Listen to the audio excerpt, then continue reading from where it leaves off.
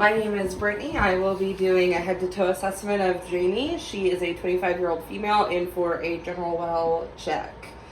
I would start out by assessing her scalp and her skull. I would look for any deformities. I would make sure that everything is symmetrical. I would look into her hair and her scalp for any evidence of sores, dryness of the scalp, abnormal coloring, anything like that. From there, I would have her look up. I would check her pupils. I would look for them to be equal, reactive to light. I would want them to accommodate, to track appropriately. Following that, I would check her lymph nodes.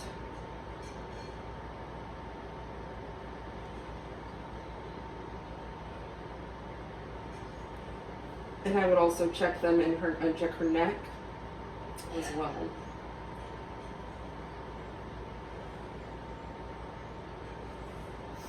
I would then look at her nays. I would actually do an eye exam. I would have her stand 60 feet away from the chart and have her read the smallest line possible with one eye, then the other, and then both together to assess visual acuity. I would then look at her nose. I would look for symmetry, deformity, any deviation. I would check her sinus cavities. I would palpate them. I would also percuss gently. And then I would look in my nose with her otoscope, with my otoscope. I would check her nasal cavities. I would look for any blockage, deviation, or deformity. I would then stand in front of her and have her smile. That way I can assess that her face is symmetrical. I would have her open her mouth. I would assess her teeth and oral cavity. I would look at her uvula, look for any redness, swelling, or pus pockets in her throat. I would have her stick her tongue out to assess that it's midline. Go ahead and stick your tongue out for me. I would take a popsicle stick with my otoscope and assess, or my pen light, and assess her throat. I would also elicit her gag reflex. I would gently scrape the popsicle stick against her tongue just to ensure that she has an appropriate gag reflex. Following this, I would assess her neck. I would check her pulse. I would not check both at the same time as to prevent her from passing out. I would have her turn her head to each side to assess that she has appropriate movement and range of motion and assess that there's no pain. I would at that point have her, can you scoot your chair forward just a little bit? At that point, I would stand beside her. I would have her lean forward slightly. I would have her say 99. 99. To check for fremitus or vibrations of the chest. Or vibrations in the lower chest to ensure that there's no fluid buildup. I would feel down her spine to assess for symmetry, ensure there's no deviations, ensure there's no swelling. She would, in a typical setting, be in a hospital gown. I would be able to visually assess the skin, look for any worrisome marks, rashes, sores, redness. From there, I would don my stethoscope. Listen to her lung sounds. Take a deep breath for me. And again.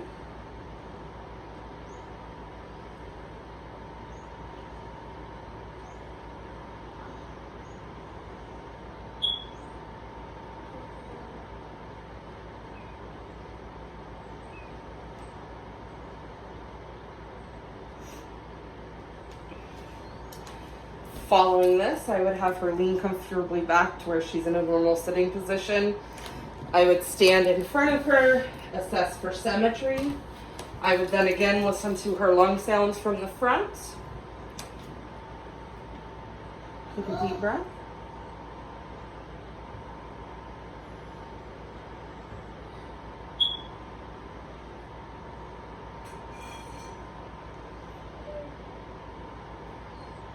I would listen to her heart sounds.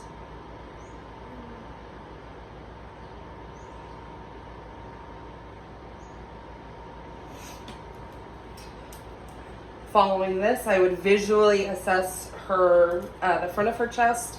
I would look at her breasts for symmetry, dimpling, any evidence of wounds or redness or that orange peel appearance to the skin. Following that, I would assess her upper extremities. I would test her range of motion, flexion and extension. I would test her radial pulse. I would have her squeeze my hand, and I would move and do the same to the other side.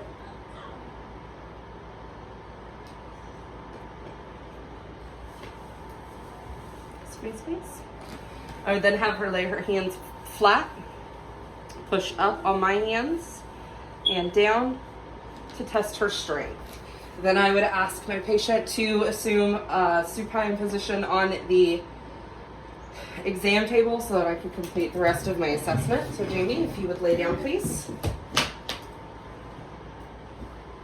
I'm going to make sure that I can get all of her in the frame, so I'm going to adjust the camera here for just a moment. I can't see your feet. There we go. Excuse the technical difficulties. So at this point, I would assess her abdomen. I would listen to her bowel sounds.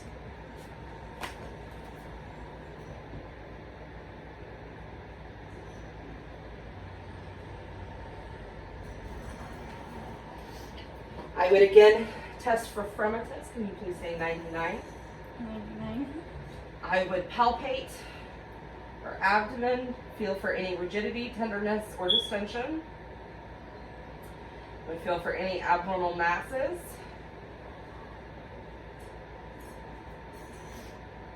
And then I would palpate for tympani, or I would percuss for tympani or distension, or for dullness.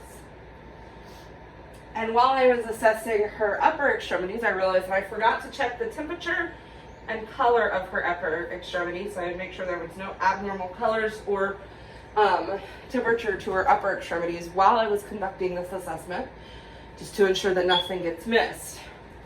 I would then move on and I would assess her inguinal area. I would palpate for a pulse. I would feel for any abnormal lumps, swollen nodes.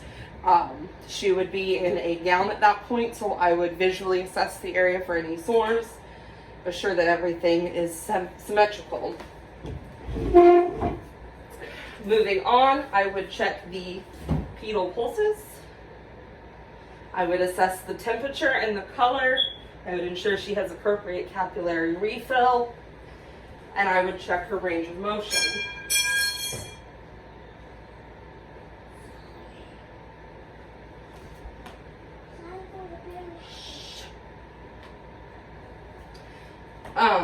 At this point, I would then move on and I would call in an associate and I would conduct an assessment of her breasts.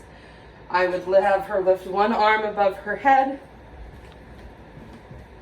and I would assess the underarm area, feel for any swollen lymph nodes, and then I would take the forefingers and feel going in a circular motion from the nipple out and assess for any lumps in her breast.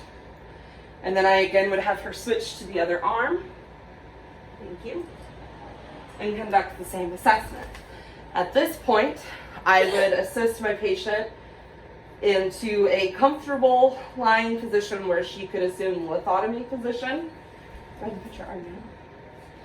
I would have her assume a comfortable lithotomy position so that I could conduct an assessment of her genitals. I would first conduct an outer assessment. Look for any sores, warts, rashes. I would assess that she is anatomically correct for the age she is. I would assess for any abnormal colors, ensure, of course, that temperature and everything is appropriate, and then I would conduct an internal assessment. Following that, I would assist her into a sitting position with her legs dangling, and I would check her deep tendon reflexes. Following, I would have her stand and bend at the waist, ensuring I could check her spine and that it is symmetrical, there are no deviations, and that I notice no abnormal curvatures. I would have her stand and take 3 to 4 steps forward and then turn around and walk back so that I could assess her gait. I would have her close her eyes, stand with her legs shoulder length apart, and raise her arms to assess her Romberg, so that way I can ensure her balance when she has her eyes closed. Following, I would have her relax, lift one leg, and then the other to test her balance.